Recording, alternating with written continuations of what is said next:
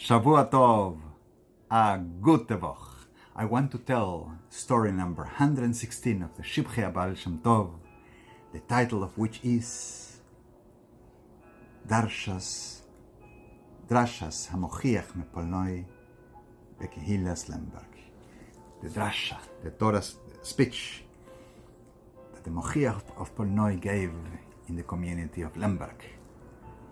Lemberg at the time, Lviv, was the most important city of Galicia, the southeast of Poland, and it had a great shul, a great synagogue, where over 1,000 people came in.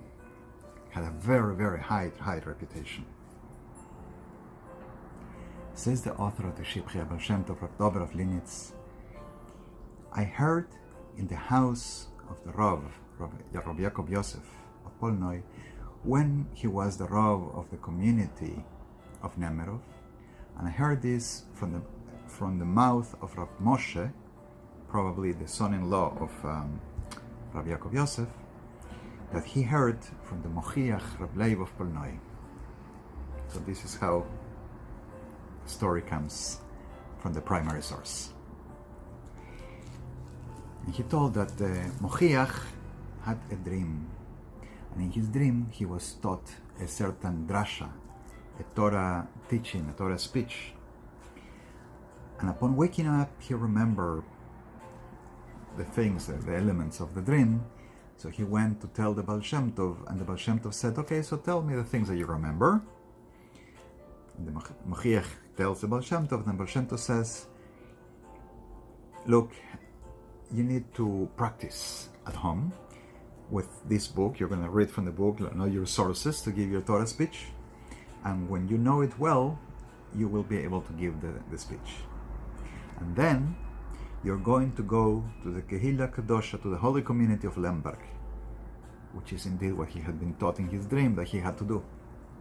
So the Baal Shem Tov tells, you're going to go in Lemberg, and you're going to make sure that you give this speech in the Beis Knesset HaGodol, in the great synagogue. And you are going to stay, you're going to lodge by the Parnes HaChodesh, by the wealthy man in charge of the community charity affairs 1 month a year. That's the Parnes HaChodesh. In his house you're going to stay. This is the Baal Shem Tov's directives to the Mochiach of Polnoi, Rav Leib of Polnoi. So the Mochiach tells the story.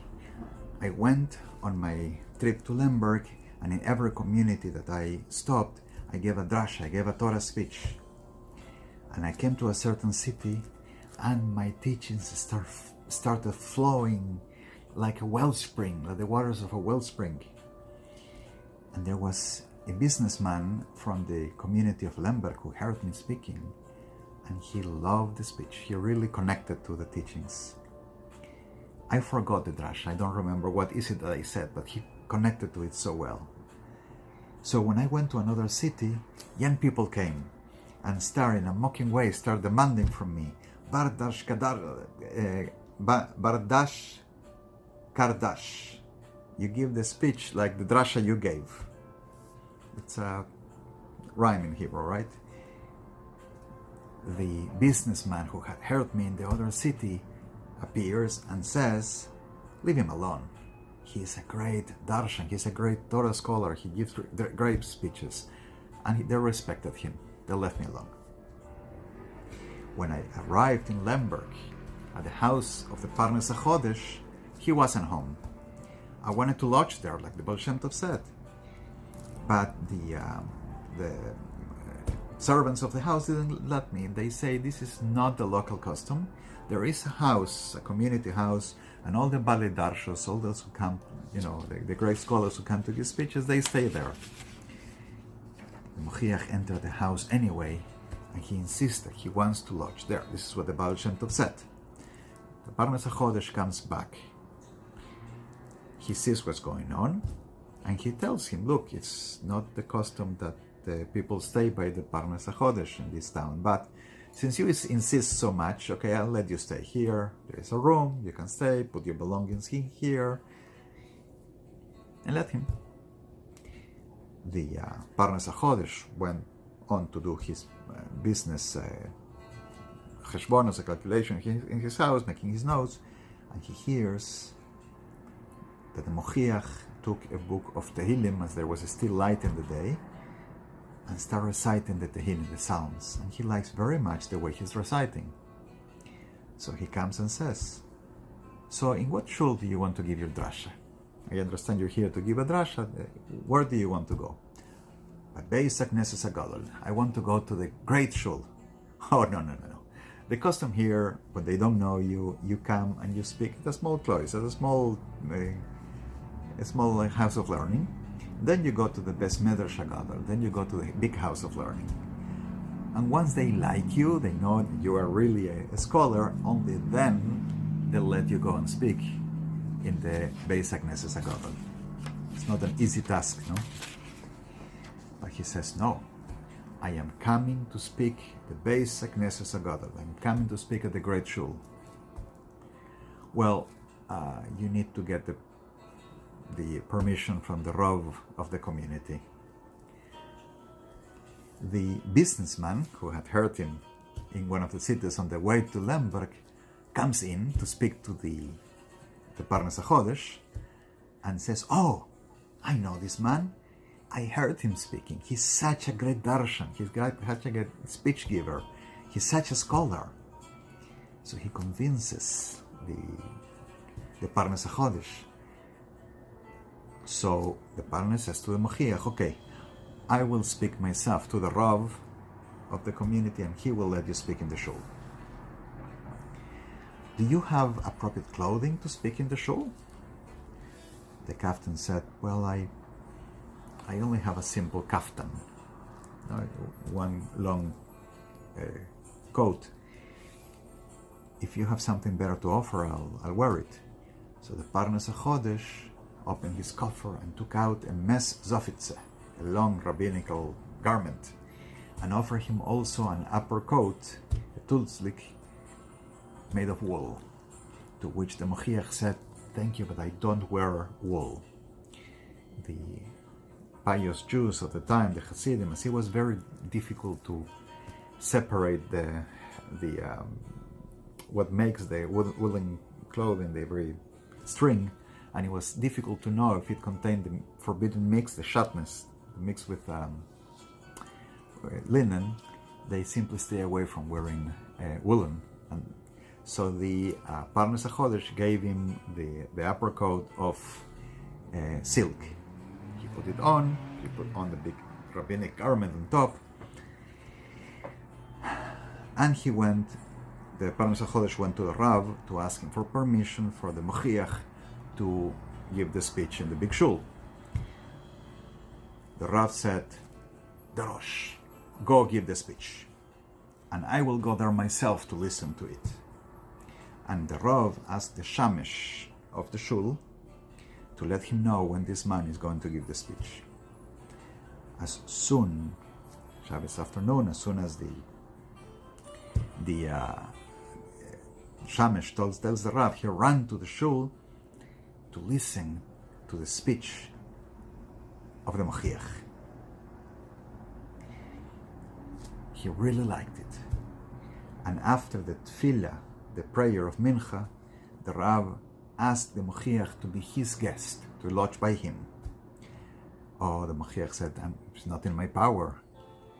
Okay, I will speak to the Parnas HaChodesh, and the Rav goes to the house of the Parnas HaChodesh and asks for the Mochiach to become his guest.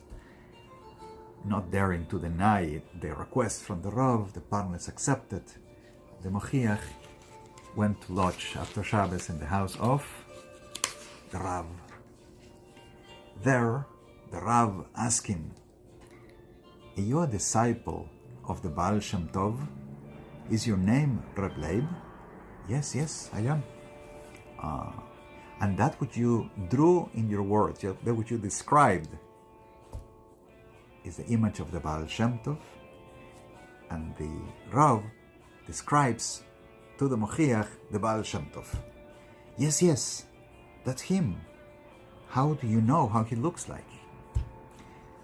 300 years ago, they didn't have the media, the way to know somebody's appearance from another place. And it is the tradition, the Hasidic tradition among the Chabad Rebbes, that how they knew the Baal Shem Tov was because of Tikkunei Digna, the Tikkunim in his beard. How so? The beard of the Baal Shem Tov was divided in 13 parts. I don't know exactly how 13 parts, but it was divided in 13 parts that correspond to the Yud Gimel Midos HaRachamim, the 13 attributes of mercy. Being that the beard is is connected to these divine attributes, said to be the Tzelem Elokim, the image of God. Thus the Frierdiker Rebbe makes such an important emphasis in not cutting any part of it. So this is what they talk about, the appearance of the Baal Shem Tov, according to the Rebbes of Chabad. They're talking about the Baal Shem Tov beard. So once they recognize this is what they're talking about, the Mochiach wants to know, how do you know?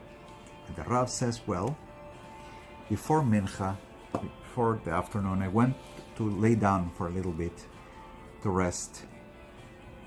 I fell asleep and I had a dream. I saw the Baal Shem Tov, and he said, let my Talmid, let my disciple speak in the big shul, in the great synagogue. The Rav continues his words to the Mochiach and says, I had an uncle who was a Gadol Ador, was a great giant of the generation, a great Torah scholar, was very respected. He was known as Rav Avram Dam Rebbes. When the Mochiach is telling the story, he says, I don't remember exactly his name. This is the nickname, Rav Avram Dam Rebbes, Rav Avram belonging to the Rebbe. It says the Rav, I was with him, with my uncle, at the moment of his death. He called his son and he said, a man will rise. His name is Israel, the son of the midwife. Baal Shem Tov's mother, from here we know, was a midwife. You will know that he is the real thing. He's authentic. His Torah is true. And you will hold on to him and become his follower. The Rav had the Mochiach as a guest in his house during 3 weeks and asked him to please teach him everything he knew from the Baal Shem Tov. And the Rav confessed that he wanted to go to Mezhibush, to the Baal Shem Tov. Unfortunately, he died a few days later, never fulfilling his dream to go to see the Baal Shem Tov in person. The Mochiach received from the community of Lemberg, as payment for his Drasha, a nice gift of 30 red coins rather, and the Kehila of Lemberg gave him as a gift special white clothing for Shabbos. Upon his return to the Baal Shem Tov, he stayed by the Baal Shem Tov's house. The Mochiach stays by the Baal Shem Tov in Mezhibush, and at night, Friday night, coming from shul to the house, the Baal Shem Tov stood by the table, as he always did. He looked up and he said, Shalom Aleichem. He wasn't singing the Shalom Aleichem for the Malachim, he said, Shalom Aleichem. Mochiach repeated, Shalom Aleichem. The Baal Shem Tov leaves the table and starts walking from one side to another. The Mochiach sees the Baal Shem Tov go all the way to the door and start moving his hand. He thought the Baal Shem Tov is pretending to see something. But the Mochiach had fallen due to his greatness, meaning he had become so meshed in himself for the successful speech and this whole thing that happened in Lemberg, that now he became blind to what was going on with the Baal Shem Tov and thinks the Baal Shem Tov is pretending to see something. The Baal Shem Tov repeats the same thing with his hands 2 or 3 times. The Mochiach was afraid to ask. Motzi Shabbos is over. The Baal Shem Tov has the custom to relax after Abdallah. light his lulke, his long pipe, and as he's walking slowly, his followers are around him, he starts telling the things that he saw in the spiritual realms during Shabbos. So the Mochiach comes close and says, what is it that you saw at the Shabbos table that you said, Shalom Aleichem, and you start walking around and make these gestures with your hand? The Baal Shem Tov said, the Samech Mem, the angel of evil, whose name begins with the letter Samech Mem, he wanted to take you away from my house. And I scolded him, and I prayed for you, and I said, Shalom Aleichem, may peace be upon you. But he came back, and I said to him, okay, he will be punished, but you are not going to take him away from me. And so it happened. That night, when the Mochiach went back home, he and all the members of his home became sick, and the Baal Shem Tov had to work a lot with his spiritual Yeshuas to bring the healing, to heal the Mochiach and his family. And the Mochiach forgot all his drashas, all the speeches that he used to give, that he had given rather, and he had to go through a lot, many trials and tribulations, and a lot of work with himself until he was able to speak again. He was famous for his speeches, and that's what the title of Mochiach mean. He was the big speech giver of Polnoi. So is the story. Shavua Tov, a gute Woch. As always, prayers for our soldiers and all those going through difficult moments these days. I am translating all the stories of the Shivchei, Baal Shem Tov, the oldest source of Baal Shem Tov stories, and telling them here in the channel every week, Motzei Shabbos, in English and in Spanish. And I'm working on a written translation from Hebrew to Spanish. It works, it's quite a bit of work, paying attention to everything. I appreciate all contributions for my efforts and for the eventual edition and publication of the whole book, the Shivchei Baal Shem Tov in Spanish. Links in the description. Shavua Tov, a gute Woch.